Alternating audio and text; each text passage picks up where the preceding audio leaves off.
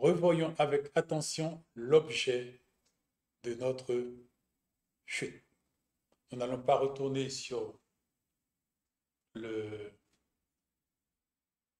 l'image puisque nous l'avons déjà vue, mais nous allons voir autre chose.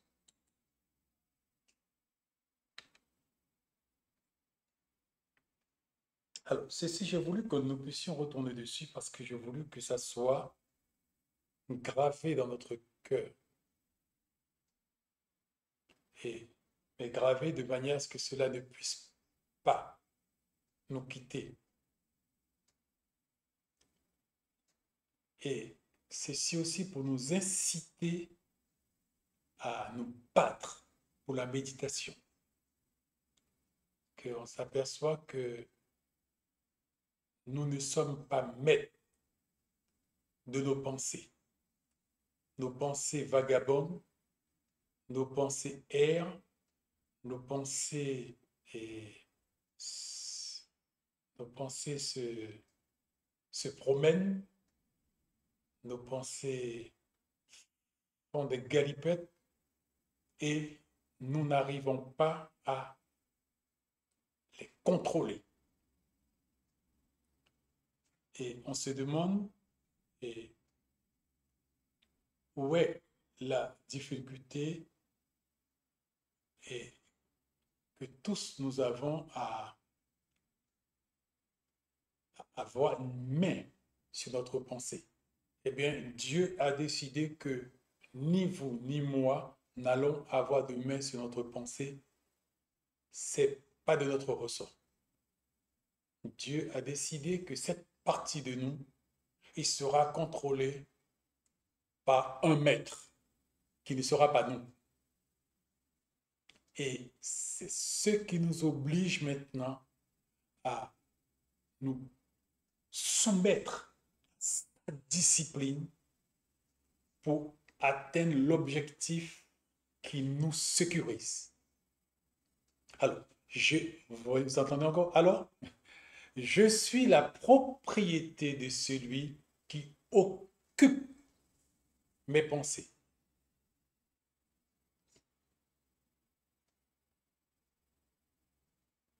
Si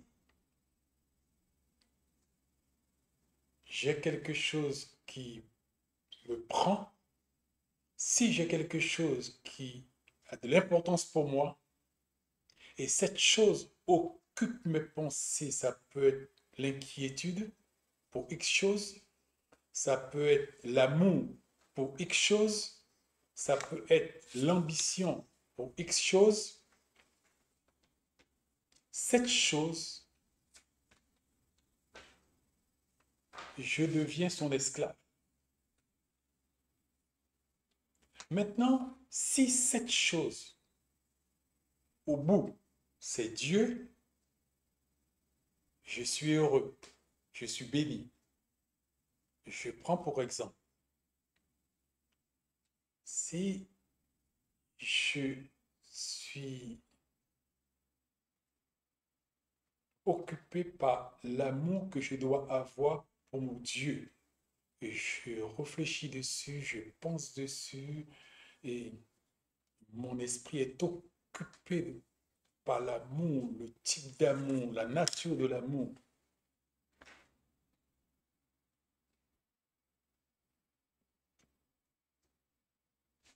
Sur le type d'amour qu'on a pour Dieu, on se retrouve avec la situation suivante. Dieu occupe mes pensées par la pensée que j'ai pour Dieu concernant comment l'aimer et comment développer cet amour, comment approfondir cet amour, comment sécuriser cet amour. Ce moment-là, je n'ai pas de problème. Mais maintenant, si la nature de la chose qui occupe mes pensées n'est pas d'en haut, mais d'en bas, il y a une vérité que tous nous devons apprendre. Ce qui n'est pas de nature divine est forcément de nature terrestre. tout ce qui relève par origine, par nature, du ciel est d'en haut. Tout ce qui relève par nature et par origine de la terre est de la terre.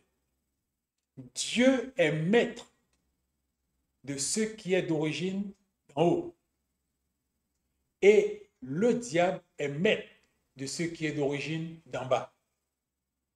Et voilà comment toi et moi, nous donnons place à nos cœurs, place en nous à des personnes qui n'auraient jamais dû avoir cette place-là en nous. Je suis la propriété de celui qui occupe mes pensées. Dieu ou diable, le ciel ou la déchéance. Car tout ce qui n'est pas du ciel est forcément de l'opposé. Car il n'y en a que deux.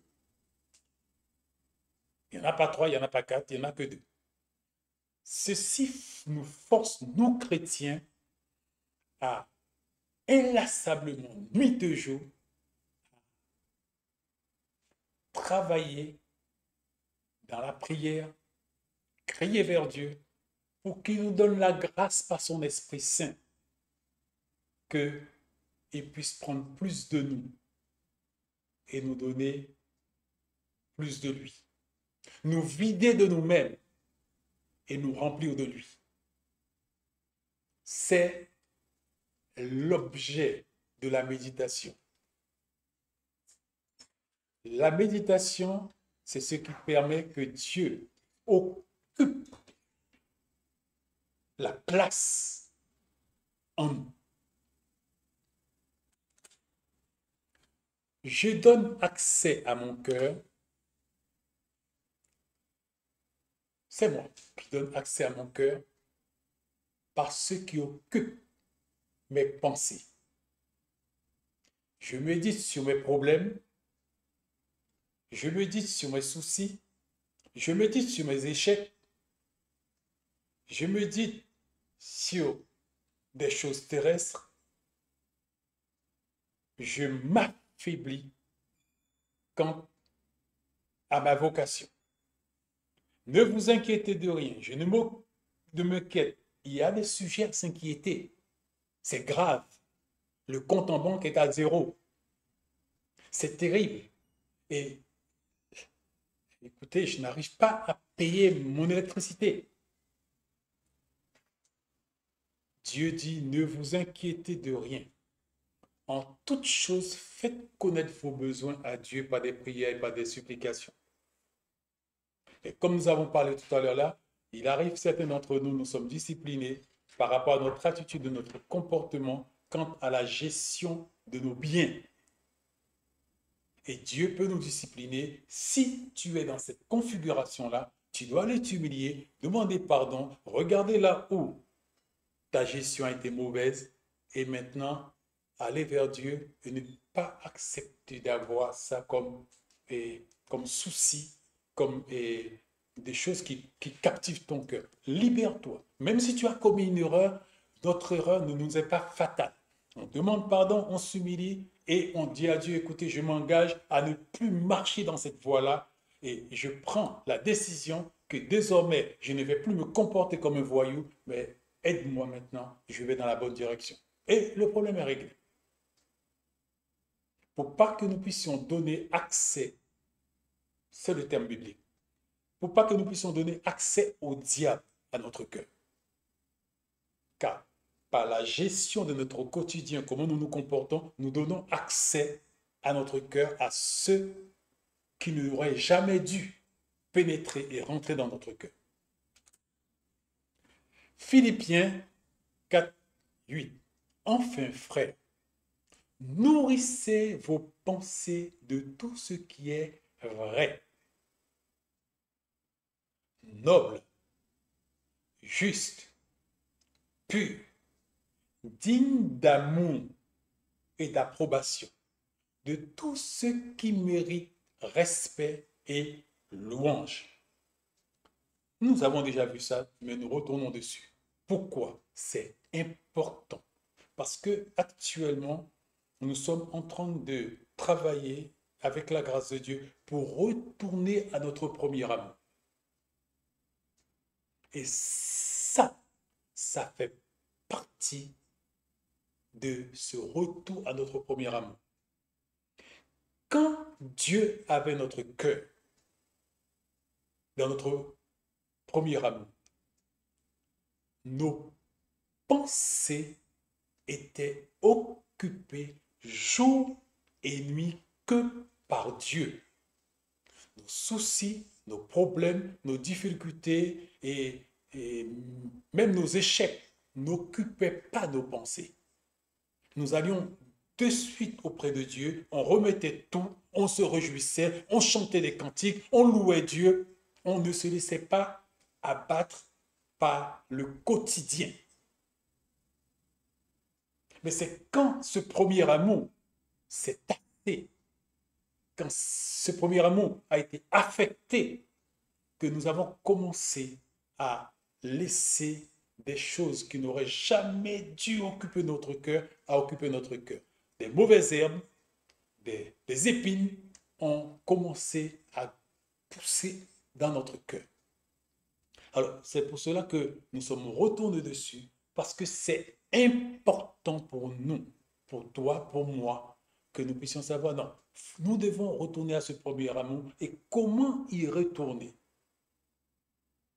Quand mon premier amour n'est pas ce qu'il devait être, mes pensées sont occupées par des choses futiles, terrestres et des choses sans importance de la terre.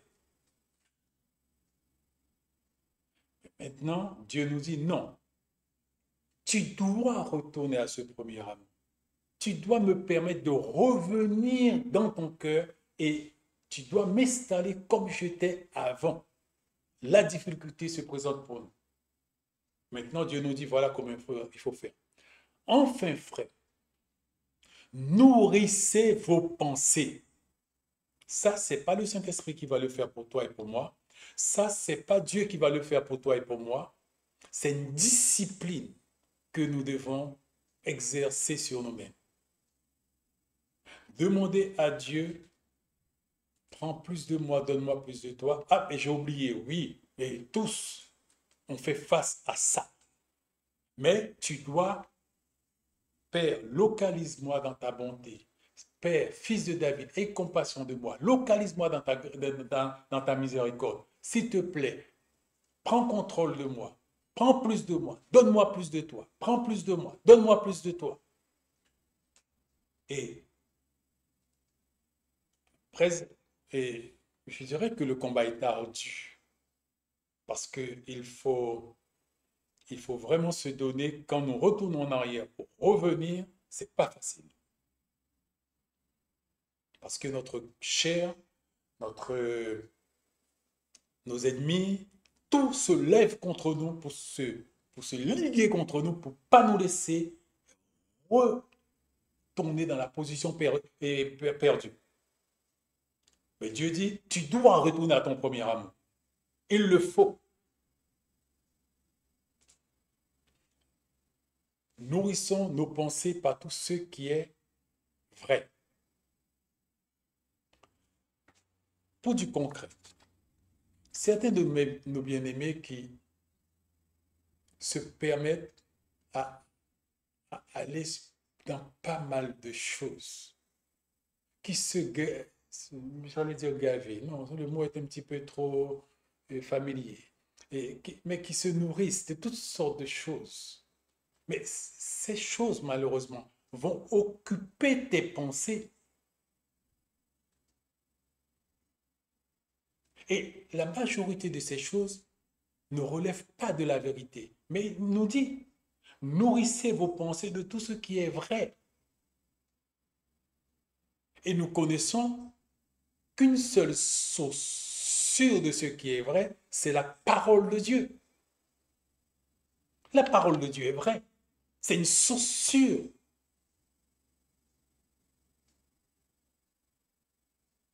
Je ne veux pas tirer à boulet rouge sur les différentes choses que vous connaissez pour ne pas vous décourager.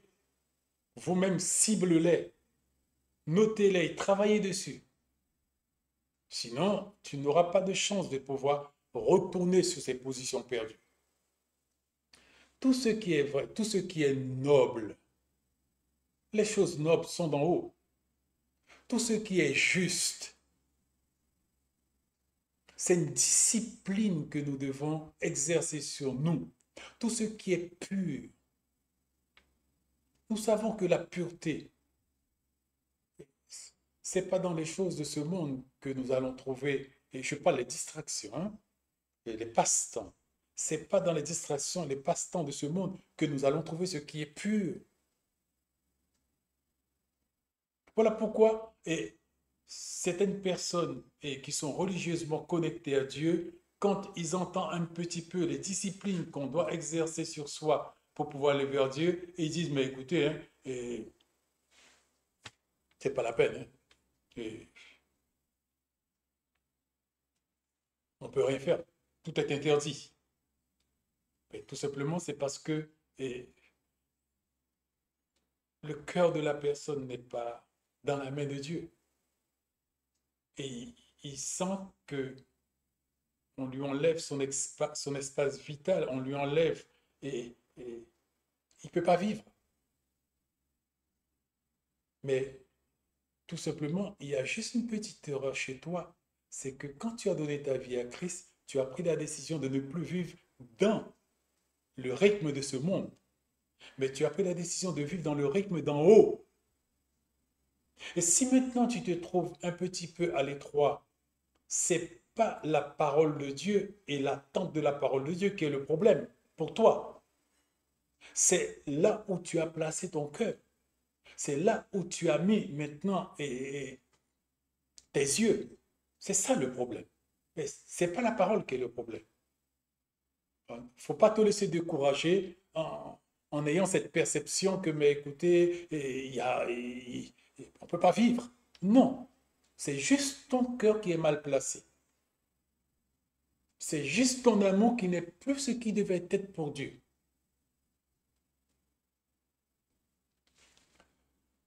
Tout ce qui est digne d'amour ou d'approbation de tout ce qui mérite respect et louange. Que ce soit ces choses qui occupent, qui nourrissent nos cœurs et nos pensées. Et c'est quand nous avons ces choses, c'est ça la méditation. Philippiens 4, 8 nous parle de la méditation. Et c'est par cette méditation, car quand notre premier amour était là, la méditation était naturelle. C'est naturellement qu'on pensait à Dieu. C'est naturellement qu'on se réveillait. On avait Dieu dans notre cœur. C'est naturellement, et on parlait de Dieu. C'est naturellement, on allait vers Dieu. C'est naturel. C'était naturel.